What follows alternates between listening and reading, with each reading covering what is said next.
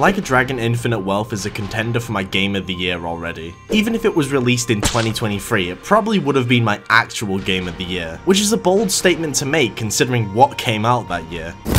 There's just something about Infinite Wealth. It's got so much charm. This is all coming from me, by the way. I don't even like turn-based JRPGs. Trust me, I've tried them. I haven't liked Pokemon since Gen 4. I tried some of the original Final Fantasy games and they just didn't grip me. And I'm still waiting for Persona to click for me, which will hopefully be soon. I'm only 9 hours into Persona 5, so I think I'm still on the tutorial. You could also argue that I'm just biased towards Infinite Wealth considering the fact I've played almost every single Yakuza game up until this point. But I'd honestly even say for a newcomer to the series, it's an amazing experience. So you're probably wondering, what makes Like a Dragon Infinite Wealth so special? Well, let me tell you.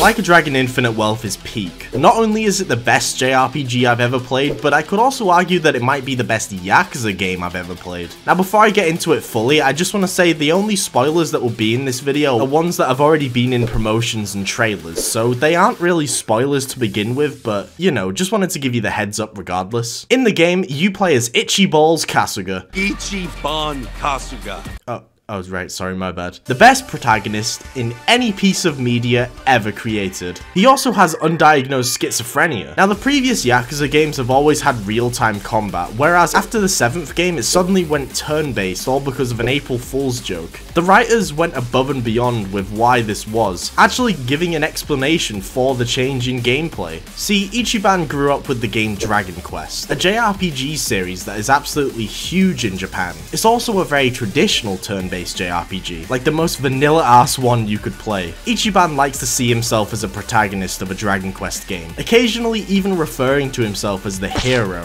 which means he's the one who sees the world in the turn-based way it is, with party members even commenting on what the fuck he's on about when he says certain things relating to it. He even sees enemies transform into weird-ass specimens called Sujimon. There are over 300 plus of these things, and you can register them in a thing called the Sujidex. Definitely a reference to Yokai Watch. I can't think of any other game series. These things again are something only he sees, and there's a whole game mode relating to them that I'll get to later in this video. All of this shit is why there are theories that he has undiagnosed schizophrenia, by the way. Ichiban is a lovable idiot, and I do not know a single person who dislikes this guy. If there is someone out there who hates him, they probably hate themselves or some shit. It's impossible to hate this guy. Even people who wrong him love the guy. He's got such an upbeat, positive attitude to absolutely everything. Not to mention how forgiving he is to people who have wronged him. There's literally a part of the game where he's blatantly scammed and held at gunpoint as soon as he gets to Hawaii, and he ends up forgiving the guy, emphasizing with the situation he's in. The fella even ends up becoming a literal party member and an integral part of the story, becoming one of Ichiban's best friends. He's such a lovable guy.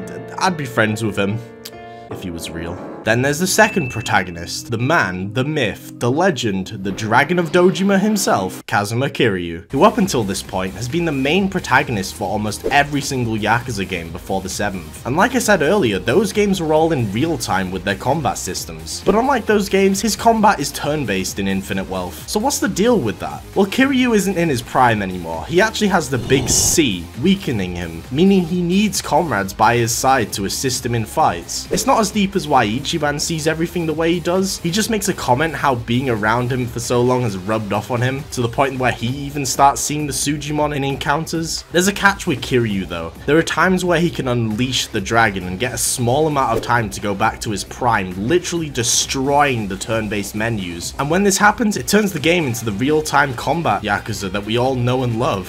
Speaking of Kiryu though, Infinite Wealth is basically a love letter to him. He's in his weakest state right now. Like I said, he has the big C. He doesn't have much time left. There's still so much Kiryu has to do in the world before he goes. He suggested to make a bucket list, and this mechanic is my absolute favorite thing. The bucket list is a side thing that you can just skip if Infinite Wealth is your first game. But if you've played all the other Yakuza games like me, it's definitely worth to do all of these. There are reminiscence spots that act as collectibles where you get a little text box of Kiryu remembering moments from his past. There's literally one for everything, even the best character in the series, Shinada, who was forgotten and neglected by RGG Studios.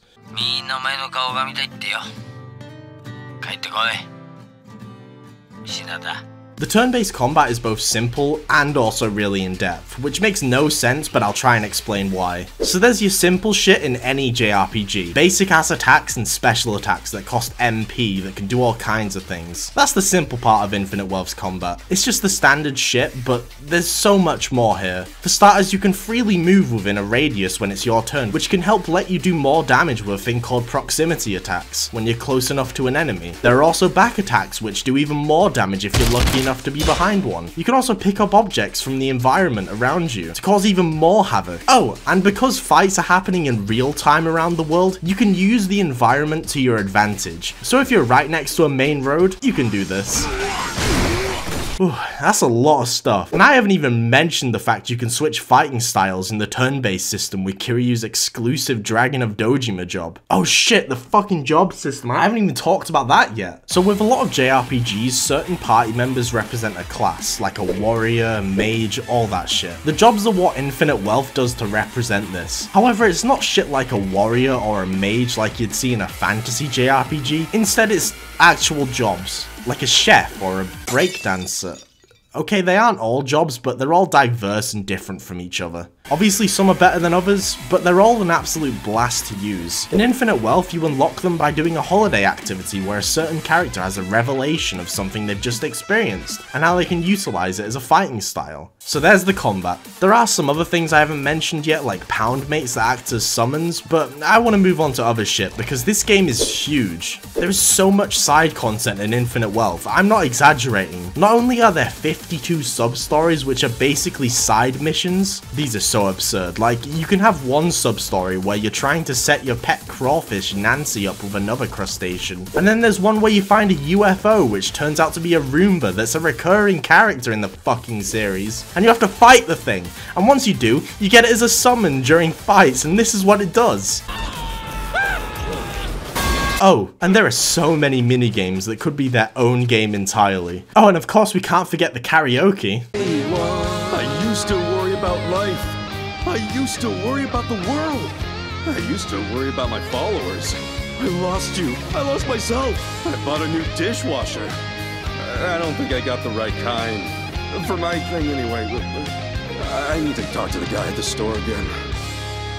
Now, all of this sounds amazing, but you're probably wondering where you should start with the series, considering this is technically the 8th installment. Well, I have a good friend who hasn't played any of the Yakuza games apart from 7, who's going to give his thoughts on Infinite Wealth for you. Take it away. I'm going to keep this short, because on a good day, my IQ is a solid 7. But the man's right, Infinite Wealth is the certified Doug's bollocks. It is excellent how it seamlessly dances between heartfelt gripping moments, and well, slapping someone with a tuna the size of Egypt. The combat and RPG mechanics are genuinely so addicting, constantly giving you creative new ways to shake up each encounter. For example, a surprising and quite frankly disheartening admission my dear friend Proxidus made was the fact there's a fucking squid launcher! Safe to say, my dopamine levels peaked when I saw my man pistol whip a fucking squid. It's just really satisfying leveling and upgrading your gear to the point that I kinda over-leveled myself for a lot of the main missions because I was so addicted to that loop. And Jesus, the characters, they're all so distinct and lovable that all manage to leave an impression despite its large cast. I mean, even this guy, I went from not being too big on to loving him in the span of one cutscene. Again, this may be the fact I made his entire arsenal of the aquatic variety, but my point remains valid, alright? It's a game full of fun ideas that constantly throw surprises your way in both the gameplay and story. It's just such a fun time that has you invested in these incredible characters whilst acting as an almost love letter to games with how unashamedly gamey it is. As someone who's not played any of the Yakuza games onwards of Zero, 7 was the perfect introduction to the franchise, and 8 expanded on that foundation in all the right ways. So get the game, you fucking spanners! Thank you, Callum. Check out the Sober Scott. He has a very underappreciated channel for the quality of content he puts out there. So yeah, Infinite Wealth is amazing. You should definitely play it.